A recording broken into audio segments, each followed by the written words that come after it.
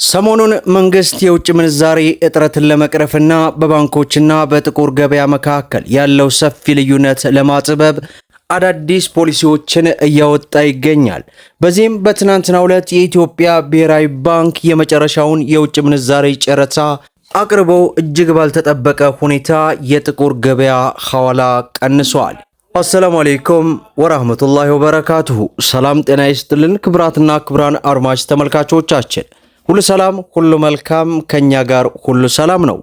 ዛሬ ነሐሴ 20 2018 እንደተለመደው ዕለታዊና ወቅታዊ የምንዛሬ ዋጋ በዛሬው ዕለት ጨምሯል ወይስ ቀንሷል የሚሉትን የ17 ሀገራትን በጥቁር ገበያ እንዲሁም በባንክ የ6 ሀገራትን መረጃ አካተን ወደ እናንተ ከች ብለናል። ሰሞኑን የኢትዮጵያ መንግስት የውጭ ምንዛሪ እጥረትን ለመቅረፍና በባንኮችና በጥቁር ገበያ መካከል ያለውን ሰፊ ልዩነት ለማጥበብ አዳዲስ ፖሊሲዎች ተዘርግተዋል። ሆኖም በትናንትናው ዕለት የኢትዮጵያ ብሔራዊ ባንክ የውጭ ምንዛሪ ጨረታ የመጨረሻውን ይፋ ከማድረጉ ጋር ተያይዞ የጥቁር ገበያ በሚገርም ሁኔታ እንግዲህ ቀንሷል። የትኛው ሀገር ነው የሚለውን የአሜሪካ ዶላርን በማስቀደም ወደ እናንተ እናደርሳለን። በዛሬው ዕለት አንድ የአሜሪካ ዶላርን ስንመለከት ላለፉት ቀናት ከነበረበት እንግዲህ ወደ 2 ብር ከ65 ሳንቲም አካባቢ በመቀነስ አንድ የአሜሪካ ዶላር 181 ብር ከ88 ሳንቲም ሲመነዘር 100 የአሜሪካ ዶላር 18188 የኢትዮጵያ ብር በጥቁር ገበያ እየተመነዘረ እንደሚገኝ ዌብሳይቱ አስነብቦናል ማለት ነው። ሌላው የካናዳ ዶላር ነው። በዛሬው ዕለት አንድ የካናዳ ዶላር 125 ብር ከ10 ሳንቲም ሲመነዘር 100 የካናዳ ዶላር 12510 የኢትዮጵያ ብር በጥቁር ገበያ እየተመነዘረ እንደሚገኝ ዌብሳይቱ አስነብቦናል ማለት ነው። ሌላው ዩሮ ነው።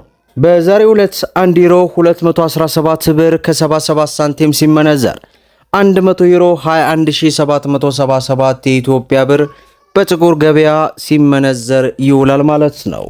ሌላው ደግሞ አዳዲስ የምትመጡ ይመስለኛል ኮመንት ላይ እኛ የምንልከው በዚህ አይደለም ምናምን የምትሏላችሁ። ዌብሳይቱ በሰዓቱ ያስነበበንን መረጃ ነው እኛ አንብበን ወደ እናንተ የምናደርሰው። ይህ የምናደርሳችሁ መረጃ ደግሞ እናንተ የምትሸጡበትን ሳይሆን ዌብሳይቱ በቀጥታ ኦንላይን ላይ ያለውን በሰዓታቶች ልዩነት እየተቀያየረ የሚያስነበብ ስለሆነ ያንን ከግንዛቤ ውስጥ ማስገባት ይኖርባችኋል ማለት ያክል ወዳለው። ምናልባትም ያው የቆዩ ኦዲየንሶች ይህን ያውቃሉ። ሌላው ፓውንድ ስተርሊ ነው። በዛሬው ዕለት 1 ፓውንድ ስተርሊ ስንመለከት 258 ብር ከ30 ሳንቲም ሲመነዘር 100 ፓውንድ ስተርሊ 25830 የኢትዮጵያ ብር በጥቁር ገበያ እየተመነዘረ እንደሚገኝ ዌብሳይቱ አስነብቦናል ማለት ነው። ሌላው የሳውዲ ሪያል ነው። በዛሬው ዕለት አንድ የሳውዲ ሪያል 48 ብር ከ80 ሳንቲም ሲመነዘር 100 የሳውዲ ሪያል 4880 የኢትዮጵያ ብር በጥቁር ገበያ እየተመነዘረ እንደሚገኝ ዌብሳይቱ አስነብቦናል ማለት ነው። ሌላው ዩናይትድ አረብ ኤምሬት የዱባይ ድርሃም ነው።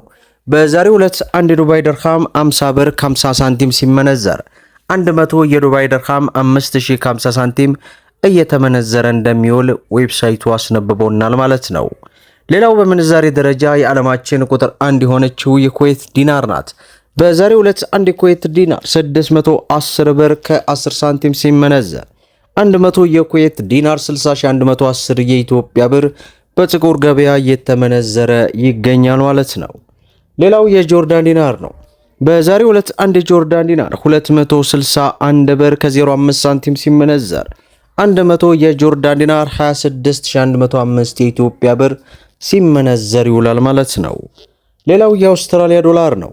በዛሬው ዕለት አንድ የአውስትራሊያ ዶላር 130 ብር ከ30 ሳንቲም ሲመነዘር 100 የአውስትራሊያ ዶላር 13000 ከ30 ሳንቲም እየተመነዘረ ይውላል ማለት ነው። ሌላው በምንዛሬ ደረጃ የዓለማችን ቁጥር 2 የሆነችው የባህሬን ዲናር ናት። በዛሬው ዕለት አንድ የባህሬን ዲናር 505 ብር ከ69 ሳንቲም ሲመነዘር 100 የባህሬን ዲናር 50569 የኢትዮጵያ ብር ሲመነዘር ይውላል ማለት ነው። ሌላው የስዊስ ፍራንክ ነው። በዛሬው ዕለት አንድ የስዊስ ፍራንክ 136 ብር ከ16 ሳንቲም ሲመነዘር 100 የስዊስ ፍራንክ 13616 የኢትዮጵያ ብር ሲመነዘር ይውላል ማለት ነው። ሌላው በምንዛሬ ደረጃ የዓለማችን ቁጥር 3 የሆነችው የኦማር ሪያል ናት። በዛሬው ዕለት አንድ ኦማር ሪያል 493 ብር ከ12 ሳንቲም ሲመነዘር 100 የኦማር ሪያል 49302 የኢትዮጵያ ብር ሲመነዘር ይውላል ማለት ነው። ሌላው የቻይና ዩዋን ነው። በዛሬው ዕለት አንድ የቻይና ዩዋን 25 ብር ከ30 ሳንቲም ሲመነዘር 100 የቻይና ዩዋን 2530 የኢትዮጵያ ብር ሲመነዘር ይውላል ማለት ነው። ሌላው የእስራኤል ሽቅል ነው። በዛሬው ዕለት አንድ የእስራኤል ሽቅል 59 ብር ከ90 ሳንቲም ሲመነዘር 100 የእስራኤል ሽቅል 5990 የኢትዮጵያ ብር በጥቁር ገበያ እየተመነዘረ እንደሚገኝ ዌብሳይቱ በዚህ ሰዓት ያስነበበንን መረጃ ወደ እናንተ አድርሰናል ማለት ነው።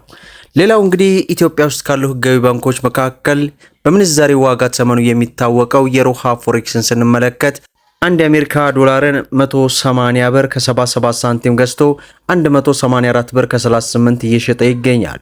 የእንግሊዝ ፓውንድን 233 ብር ከ55 ገዝቶ 238 ብር ከ22 እየሸጠ ይገኛል።